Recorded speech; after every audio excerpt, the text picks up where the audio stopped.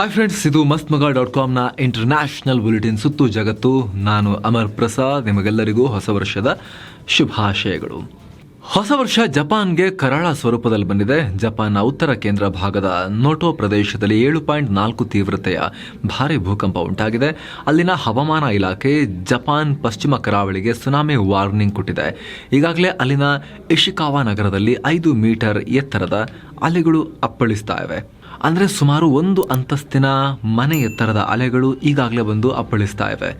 ಉತ್ತರ ಜಪಾನ್ನ ಇಶಿಕಾವಾ, ನಿಗಾಟ ಮತ್ತು ಟೊಯಾಮಾ ಪ್ರಾಂತ್ಯಗಳಲ್ಲಿ ಅಲರ್ಟ್ ಜಾರಿ ಮಾಡಲಾಗಿದೆ. ಜನರಿಗೆ ಎತ್ತರದ ಪ್ರದೇಶಗಳಿಗೆ ಹೋಗಿ ಅಂತ ಮಾಧ್ಯಮಗಳ ಮೂಲಕ ಸಂದೇಶ ಕೊಡಲಾಗಿದೆ. ಹೊಕರಿಕೋ ಅಣು ಸ್ಥಾವರದಲ್ಲಿ ಏನಾದರೂ ತೊಂದರೆ ಉಂಟಾಗ್ತಿದೆಯಾ ಅಂತ ಪರಿಶೀಲನೆ ಮಾಡಲಾಗಿದೆ. ಹಾಗೆ ಇಶಿಕಾವಾ ಭಾಗದ ಹೈಸ್ಪೀಡ್ ಟ್ರೈನ್ ಸರ್ವಿಸ್ ಅನ್ನು ಕೂಡ ನಿಲ್ಲಿಸಲಾಗಿದೆ. ಹಾಗೆ ದಕ್ಷಿಣ ಕೊರಿಯಾದಲ್ಲೂ ಕೂಡ ಸಮುದ್ರ ಮಟ್ಟ ಹೆಚ್ಚಾಗುವ ಆತಂಕ ಇದೆ ಅಂತ ಅಲರ್ಟ್ ಜಾರಿ ಮಾಡಲಾಗಿದೆ.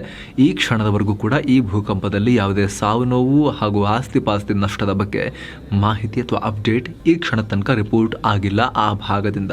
2023ರಲ್ಲಿ ಈಗಾಗಲೇ 2 ಭಯಂಕರ ಯುದ್ಧಗಳನ್ನು ಕಂಡಿರೋ ಜಗತ್ತಿಗೆ ಈಗ ಹೊಸ ವರ್ಷ ಮತ್ತೊಂದು ಯುದ್ಧದ ಕಾರ್ಮೋಡದೊಂದಿಗೆ ಬರಮಾಡ್ಕೊಳ್ತಿರೋ ಥರ ಕಾಣಿಸ್ತಾ ಇದೆ. ಯುಕ್ರೇನ್, ರಷ್ಯಾ, ಇಸ್ರೇಲ್, ಹಮಾಸ್ ನಂತರ ಈಗ ಕೊರಿಯಾ ಕುಡಿಗಳಾದ ಉತ್ತರ ಕೊರಿಯಾ ಮತ್ತು ದಕ್ಷಿಣ ಕೊರಿಯಾ ಕೂಡ ಸಂಘರ್ಷಕ್ಕೆ ಇಳಿಯೋ ಲಕ್ಷಣ ಕಾಣಿಸ್ತಾ ಇದೆ. ಇದಕ್ಕೆ ಪೀಠಿಕೆ ಅನ್ನುವಂತೆ ಉತ್ತರ ಕೊರಿಯಾ ಸರ್ವಾಧಿಕಾರಿ ಕಿಮ್ ಜಾಂಗ್ ಉನ್ ಹತ್ಯೆ ಮಾಡೋಕೆ ದಕ್ಷಿಣ ಕೊರಿಯಾ ಸೇನಾ ತರಬೇತಿ ನಡೆಸ್ತಾ ಇದೆ ಅನ್ನೋ ಸ್ಫೋಟಕ ವಿಚಾರ ದಕ್ಷಿಣ ಕೊರಿಯಾದ ರಕ್ಷಣಾ ಸಚಿವನ ಬಾಯಿಯಿಂದಾನೇ ಹೊರಬಿದ್ದಿದೆ. ಇಂಟರ್ವ್ಯೂ ಒಂದರಲ್ಲಿ ಮಾತನಾಡಿರೋ ದಕ್ಷಿಣ ಕೊರಿಯಾದ ರಕ್ಷಣಾ ಸಚಿವ ಶಿನ್ ವನ್ ಸಿಕ್ ಈ ರೀತಿ ಹತ್ಯೆ ಮಾಡೋ ವಿಚಾರವನ್ನ ಓಪನ್ ಆಗಿ ಚರ್ಚೆ ಮಾಡೋದು ಕಷ್ಟ. ಆದರೆ ಈಗಾಗಲೇ ಕೊರಿಯನ್ ರಿಪಬ್ಲಿಕ್ ಹಾಗೂ ಅಮೆರಿಕ ನಿಯೋಗದ ವಿಶೇಷ ಪಡೆ ಉತ್ತರ ಕೊರಿಯಾ ನಾಯಕನ ಹತ್ಯೆಗೆ ಟ್ರೈನಿಂಗ್ ಅನ್ನ ನೀಡ್ತಾ ಇದ್ದಾರೆ. ಆ ಪ್ರೋಗ್ರಾಮ್ ನಡೀತಾ ಇದೆ. ಈ ಟ್ರೈನಿಂಗ್ನ ಪ್ರಮುಖ ಟಾರ್ಗೆಟ್ ನಾರ್ತ್ ಕೊರಿಯಾದ ಲೀಡರ್ ಕಿಮ್ ಜಾಂಗ್ ಉನ್. ಇದರಲ್ಲಿ ಮುಖ್ಯವಾಗಿ ಏರಿಯಲ್ ಮ್ಯಾನ್ಯೂವರ್ಸ್ ಅಂದರೆ ವೈಮಾನಿಕ ಕಾರ್ಯಾಚರಣೆ, ಪ್ರಮುಖ ಟಾರ್ಗೆಟ್ಗಳ ಮೇಲೆ ದಾಳಿ ಮಾಡೋದು ಮತ್ತು ದಾಳಿ ನಂತರ ಮಾಪ್ ಅಪ್ ಮಾಡೋ ಆಪರೇಷನ್ಗಳನ್ನು ನಾವು ತಾಲೀಮ್ ಮಾಡ್ತಾ ಇದ್ದೀವಿ. ಅಮೆರಿಕ ಕೂಡ ಇದರಲ್ಲಿ ಭಾಗಿಯಾಗಿದೆ ಅಂತ ಬಹಿರಂಗಪಡಿಸಿದ್ದಾರೆ. ಅಮೆರಿಕದ ವಿಶೇಷ ಪಡೆಗಳ ಜೊತೆಗೆ ಸೇರ್ಕೊಂಡು ಈ ಟ್ರೈನಿಂಗ್ ಅನ್ನ ಡಿಸೆಂಬರ್ ಆರಂಭದಲ್ಲೇ ನಿಯೋಜಿಸಲಾಗಿತ್ತು ಅಂತ ದಕ್ಷಿಣ ಕೊರಿಯಾ ಸೇನೆಯ ಜಂಟಿ ಮುಖ್ಯಸ್ಥರು ಕೂಡ ಕನ್ಫರ್ಮ್ ಮಾಡಿದ್ದಾರೆ. ಈ ವಿಶೇಷ ಸೇನಾ ಯೂನಿಟ್ನಲ್ಲಿ ಉತ್ತರ ಕೊರಿಯಾವನ್ನ ಹೊಕ್ಕು ಹತ್ಯೆ ನಡೆಸೋಕೆ ಸುಲಭ ಆಗುವಂತಹ ಹೆಲಿಕಾಪ್ಟರ್ ಮತ್ತು ವಿಮಾನಗಳು ಇವೆ ಅಂತ ಕೂಡ ಹೇಳಲಾಗ್ತಾ ಇದೆ. ಅತ್ತ ಕಿಮ್ ಹತ್ಯೆ ಮಾಡೋ ಬಗ್ಗೆ ದಕ್ಷಿಣ ಕೊರಿಯಾ ಸ್ಕೆಚ್ ಹಾಕ್ತಾ ಇದ್ರೆ, ಇತ್ತ ಯುದ್ಧ ಸನ್ನಿಹಿತವಾಗಿದೆ ಅಂತ ಕಿಮ್ ಜಾಂಗ್ ಉನ್ ಕೂಡ ಪುನರುಚ್ಚಾರ ಮಾಡಿದ್ದಾರೆ.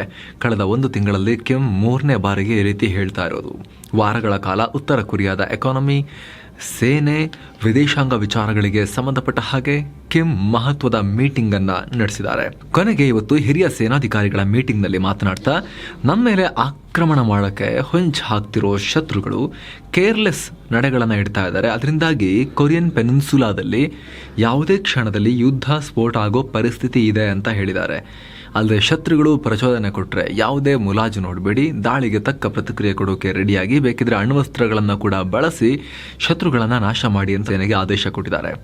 ಹಾಗೆ ಹೊಸ ವರ್ಷದ ಪ್ರಯುಕ್ತ ಮೀಟಿಂಗ್ ಮಾಡಿರೋ ಕಿಮ್ 2024ರಲ್ಲಿ 3 ಹೊಸ ಸ್ಪೈಸ್ ಸ್ಯಾಟಲೈಟ್ ಲಾಂಚ್ ಮಾಡಿ ಚೀನಾ ಡ್ರೋನ್ಗಳನ್ನು ಬಿಲ್ಡ್ ಮಾಡೋ ಬಗ್ಗೆ ಕೂಡ ಶಪಥ ಮಾಡಿದ್ದಾರೆ. ಇದರಲ್ಲಿ ಪರಮಾಣು ಶಸ್ತ್ರಾಗಾರವನ್ನು ಬೂಸ್ಟ್ ಮಾಡೋ ಬಗ್ಗೆ ಕೂಡ ಗೋಲ್ ಸೆಟ್ ಮಾಡ್ಕೊಂಡಿದ್ದೀವಿ ಅಂತ ಹೇಳ್ಕೊಂಡಿದ್ದಾರೆ. ಅದರಲ್ಲೂ ಈ ವರ್ಷ ಅಮೆರಿಕದಲ್ಲಿ ಚುನಾವಣೆ ಇದೆ. ಹೀಗಾಗಿ ಕೊರಿಯನ್ ಪರ್ಯಾಯ ದ್ವೀಪದಲ್ಲಿ ಪ್ರಕ್ಷುಬ್ಧ ವಾತಾವರಣ ಇದೇ ಸಂದರ್ಭದಲ್ಲಿ ಸೃಷ್ಟಿಯಾಗಿರೋದು ಮಹತ್ವ ಪಡಿತಾ ಇದೆ. ಅಂದಹಾಗೆ ದಕ್ಷಿಣ ಕೊರಿಯಾ ಈ ರೀತಿ ಉತ್ತರ ಕೊರಿಯಾ ನಾಯಕರನ್ನ ಹತ್ಯೆ ಮಾಡ್ತೀವಿ ಅಂತ ಹೇಳ್ತಿರೋದು ಇದೇ ಮೊದಲ ಬಾರಿ ಏನಲ್ಲ. 2017ರಲ್ಲೂ ಕೂಡ ಅಂದಿನ ದಕ್ಷಿಣ ಕೊರಿಯಾದ ರಕ್ಷಣಾ ಸಚಿವ ಸಾಂಗ್ ಯುಂಗ್ ಮೂ ಈ ರೀತಿ ಓಪನ್ ಆಗಿ ಮಾತನಾಡಿದ್ರು. ಅದರಲ್ಲೂ ಉತ್ತರ ಕೊರಿಯಾ ಬಳಿ ಅಣ್ವಸ್ತ್ರಗಳಿವೆ, ದಕ್ಷಿಣ ಕೊರಿಯಾ ಬಳಿ ಇಲ್ಲ. ಹೀಗಾಗಿ ಅಟ್ಲೀಸ್ಟ್ ಕಿಮ್ಗೆ ಪ್ರಾಣ ಭಯ ಒಡ್ಡಿದ್ರೆ ಸ್ವಲ್ಪನಾದರೂ ತಗ್ಗಬಹುದು, ತಮ್ಮ ಅಗ್ರೆಸಿವ್ ಬಿಹೇವಿಯರ್ನ ಕಮ್ಮಿ ಮಾಡ್ಕೋಬಹುದು ಅನ್ನೋದು ದಕ್ಷಿಣ ಕೊರಿಯಾ ಲೆಕ್ಕಾಚಾರ. ಹೀಗಾಗಿ ಈ ದೃಷ್ಟಿಯಲ್ಲೂ ಕೂಡ ಇದೆಲ್ಲ ಮಹತ್ವ ಪಡ್ಕೊಳ್ಳುತ್ತೆ. ಚೀನಾದ ಕೈಗೊಂಬೆಯಾಗ್ತಿರೋ ಮಾಲ್ಡೀವ್ಸ್ ನೂತನ ಅಧ್ಯಕ್ಷ ಮೊಹಮ್ಮದ್ ಮಯೀಜು ಈಗ ಚೀನಾಗೆ ವಿಸಿಟ್ ಮಾಡೋಕೆ ಮುಂದಾಗಿದ್ದಾರೆ. ಈ ಮೂಲಕ ಮಯೀಜು ಭಾರತಕ್ಕೂ ಮೊದಲು ಚೀನಾ ಭೇಟಿ ಮಾಡಿದ ಮಾಲ್ಡೀವ್ಸ್ನ ಮೊದಲ ಪ್ರಜಾಪ್ರಭುತ್ವ ಅಧ್ಯಕ್ಷ ಅಂತ ಅನಿಸಿಕೊಳ್ತಾರೆ. ಅಂದಹಾಗೆ ಇತ್ತೀಚೆಗಷ್ಟೇ ಮಾಲ್ಡೀವ್ಸ್ನಲ್ಲಿ ನಿಯೋಜಿಸಿದ ತನ್ನ ಸೇನೆಯನ್ನ ವಾಪಸ್ ತೆಗೆದುಕೊಳ್ಳುವಂತೆ ಭಾರತಕ್ಕೆ ಮಯೀಜು ಹೇಳಿದರು. ಆದರೆ ಇದೀಗ ಚೀನಾಗೆ ದ್ವಿಪಕ್ಷೀಯ ಮಾತುಕತೆಗಾಗಿ ಭೇಟಿ ನೀಡೋಕೆ ಮುಂದಾಗಿರೋದ್ರಿಂದ ಭಾರತದ ಜೊತೆಗಿನ ಸಂಬಂಧ ಮತ್ತಷ್ಟು ಹದಗೆಡಬಹುದು ಅಂತ ವಿಶ್ಲೇಷಣೆ ವಿಶ್ಲೇಷಣೆ ಮಾಡಲಾಗ್ತಾ ಇದೆ. ಅಂದಹಾಗೆ ಈ ಮಾಲ್ಡೀವ್ಸ್ ಅಧ್ಯಕ್ಷ ಈ ಮೊದಲು ಟರ್ಕಿಗೆ ಭೇಟಿ ಕೊಟ್ಟಿದ್ರು.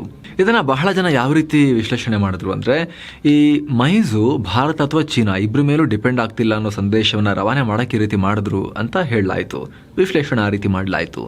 ಆದರೆ ಚೀನಾಗೆ ಮೊದಲು ಹೋಗೋ ಮೂಲಕ, ಅಂದರೆ ಭಾರತ ಮತ್ತು ಚೀನಾ ನಡುವೆ ಆಯ್ಕೆ ಮಾಡಿದಾಗ ಚೀನಾಗೆ ಮೊದಲು ಹೋಗೋ ಮೂಲಕ ತಮ್ಮ ನಿಷ್ಠೆ ಯಾರ ಪರ ಅನ್ನೋದನ್ನ ಅನಾವರಣ ಮಾಡಿದ್ದಾರೆ.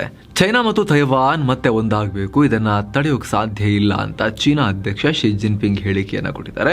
ಹೊಸ ವರ್ಷದಂದು ಚೀನಾವನ್ನ ಉದ್ದೇಶಿಸಿ ಮಾತನಾಡಿದ ಜಿನ್ಪಿಂಗ್ ಈ ರೀತಿ ಹೇಳಿದ್ದಾರೆ: ತೈವಾನ್ ಜಲಸಂಧಿಯ ಎರಡೂ ಬದಿಯಲ್ಲಿರೋ ಚೀನಿ ಜನರು ಒಂದೇ ರೀತಿ ಉದ್ದೇಶವನ್ನ ಹೊಂದಿರಬೇಕು ಹಾಗೂ ಚೀನಾ ರಾಷ್ಟ್ರಕ್ಕೆ ಜೀವ ಕಳೆ ತುಂಬೋಕೆ ಮತ್ತೊಮ್ಮೆ ಒಂದಾಗಬೇಕು, ನಮ್ಮ ತಾಯ್ನಾಡು ಒಂದಾಗೇ ಆಗುತ್ತೆ ಅಂತ ಹೇಳಿಕೆಯನ್ನು ಕೊಟ್ಟಿದ್ದಾರೆ. ಅಂದಹಾಗೆ ಚೀನಾ ತೈವಾನ್ ಒಂದಾಗೋ ವಿಚಾರವಾಗಿ ಜಿನ್ಪಿಂಗ್ ಇದು 2ನೇ ಬಾರಿ ಮಾತನಾಡಿರೋದು. ಕಳೆದ ವರ್ಷ ಕೂಡ ಅವರು ತೈವಾನ್ ಜಲಸಂಧಿಯ ಎರಡೂ ಬದಿಯಲ್ಲಿರೋ ಚೀನಿ ಜನರು ಒಂದೇ ಕುಟುಂಬದವರು ಅಂತ ಹೇಳಿದ್ರು. ಈ ಬಗ್ಗೆ ರಿಯಾಕ್ಟ್ ಮಾಡಿರೋ ತೈವಾನ್ ಅಧ್ಯಕ್ಷ ಸೈ ಇಂಗ್-ವೆನ್, ಜನರ ಇಚ್ಛೆಯಿಂದಲೇ ತೈವಾನ್ ಮತ್ತು ಚೀನಾ ನಡುವಿನ ಸಂಬಂಧವನ್ನು ಡಿಸೈಡ್ ಮಾಡಬಹುದು, ಹಾಗೆ ಗೌರವದ ಆಧಾರದ ಮೇಲೆ ಶಾಂತಿ ನೆಲೆಸಬೇಕು ಅಂತ ಹೇಳಿದ್ದಾರೆ. ಮುಂಬರುವ ಜನವರಿ 13ನೇ ತಾರೀಕು ತೈವಾನ್ನಲ್ಲಿ ಅಧ್ಯಕ್ಷೀಯ ಮತ್ತು ಸಂಸದೀಯ ಚುನಾವಣೆ ನಡೆಯುತ್ತೆ. ಈ ಹಿನ್ನೆಲೆಯಲ್ಲಿ ಇದೀಗ ಚೀನಾ ಪುನಃ ತೈವಾನ್ ಜೊತೆ ಮತ್ತೆ ಒಂದಾಗೋ ಮಾತು ಕೇಳಿಬರ್ತಾ ಇದೆ. ಇಸ್ರೇಲ್ ಹಮಾಸ್ ಯುದ್ಧದ ಮಧ್ಯದಲ್ಲಿ ಇದೀಗ ಇರಾಕ್ನಲ್ಲಿರೋ ಇರಾನ್ನ ಮತ್ತೊಂದು ಪ್ರಾಕ್ಸಿ ಗುಂಪು ಇಸ್ರೇಲ್ ಮೇಲೆ ದಾಳಿ ಮಾಡಿದೆ. ಹೊಸ ವರ್ಷದ ಬೆನ್ನಲ್ಲೇ ಇಸ್ರೇಲ್ನ ಉತ್ತರ ಭಾಗದಲ್ಲಿ ಇಸ್ಲಾಮಿಕ್ ರೆಸಿಸ್ಟೆನ್ಸ್ ಅನ್ನೋ ಗುಂಪು 2 ಡ್ರೋನ್ ದಾಳಿ ಮಾಡಿದೆ. ಆದರೆ ಈ 2 ಡ್ರೋನ್ಗಳನ್ನು ಇಸ್ರೇಲ್ ಹೊಡೆದುರುಳಿಸಿದೆ ಅಂತ ಇಸ್ರೇಲ್ ರಕ್ಷಣಾ ಪಡೆ ಹೇಳಿಕೊಂಡಿದೆ.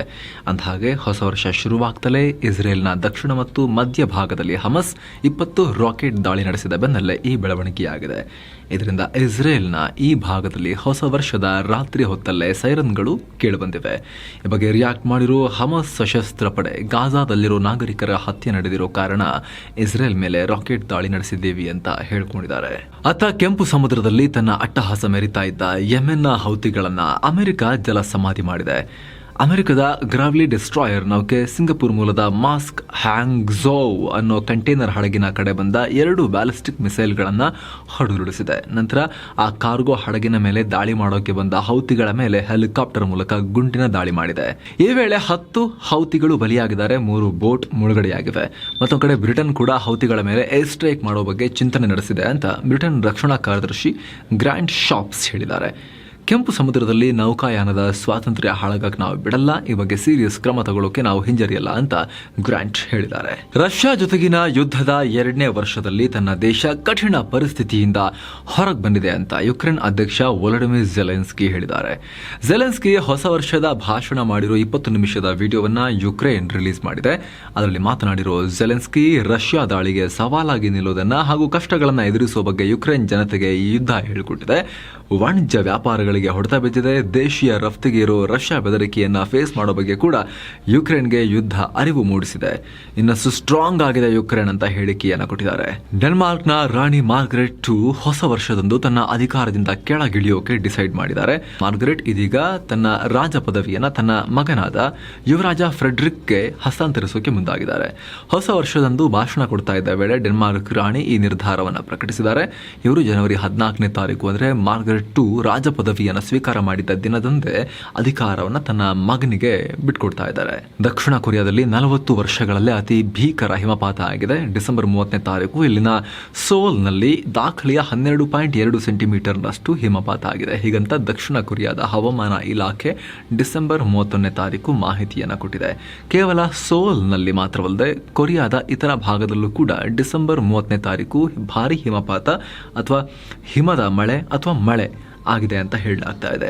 ದಶಕಗಳಿಂದ ಪಶ್ಚಿಮ ಆಫ್ರಿಕಾದ ಮಾಲಿ ದೇಶದಲ್ಲಿ ಬೀಡುಬಿಟ್ಟಿದ್ದ united nations peacekeeping force ಅಂದರೆ ಶಾಂತಿ ಪಾಲನಾ ಪಡೆ ಇದೀಗ ತನ್ನ ಸೇನಾ ಕಾರ್ಯಾಚರಣೆಯನ್ನು ಎಂಡ್ ಮಾಡಿದೆ. 2021ರ ದಂಗೆಯಲ್ಲಿ ಮಾಲಿಯಲ್ಲಿ ಅಧಿಕಾರ ವಹಿಸಿಕೊಂಡ ಜುಂತಾ ಅಥವಾ ಸೇನೆಯ ಗುಂಪು ಜೂನ್ನಲ್ಲಿ UN ಶಾಂತಿ ಪಾಲನಾ ಸೇನೆಗೆ ತೆರಳೋಕೆ ಡಿಸೆಂಬರ್ 31ರ ಗಡುವನ್ನು ಕೊಟ್ಟಿತ್ತು, ಡೆಡ್ಲೈನ್ ಕೊಟ್ಟಿತ್ತು. ಇದರ ಬೆನ್ನಲ್ಲೇ ಸೇನಾ ಪಡೆಗಳು ಮಾಲಿಯಿಂದ ನಿರ್ಗಮಿಸಿವೆ. ಆಸ್ಟ್ರೇಲಿಯಾದ ಕ್ರಿಕೆಟ್ ಟೀಮ್ನ ಓಪನಿಂಗ್ ಬ್ಯಾಟರ್ ಡೇವಿಡ್ ವಾರ್ನರ್ ಏಕದಿನ ಕ್ರಿಕೆಟ್ಗೆ ವಿದಾಯ ಘೋಷಿಸಿದ್ದಾರೆ. ಆದರೆ ಪಾಕ್ನಲ್ಲಿ ನಡೆಯೋ 2025ರ ಚಾಂಪಿಯನ್ಸ್ ಟ್ರೋಫಿಗೆ ಆಸೀಸ್ ತಂಡಕ್ಕೆ ಟಾಪ್ ಆರ್ಡರ್ನ ಬ್ಯಾಟರ್ ಅಗತ್ಯ ಬಿದ್ದರೆ ಆಗ ನಾನು ಹೊರಗೆ ಬರ್ತೀನಿ, ಒಂದು ಆಡ್ತೀನಿ ಟೀಮ್ಗೆ ಅಂತ ಹೇಳಿದ್ದಾರೆ. ಅದು ಹಾಗೆ ಆಸ್ಟ್ರೇಲಿಯಾ ಪರ ಏಕದಿನ ಕ್ರಿಕೆಟ್ನಲ್ಲಿ ಅತಿ ಹೆಚ್ಚು ರನ್ ಬಾರಿಸಿದ 6ನೇ ಆಟಗಾರ ಡೇವಿಡ್ ವಾರ್ನರ್. 161 ODIನಲ್ಲಿ ವಾರ್ನರ್ 22 ಶತಕಗಳ ಜೊತೆಗೆ 6,932 ರನ್ ಬಾರಿಸಿದ್ದಾರೆ.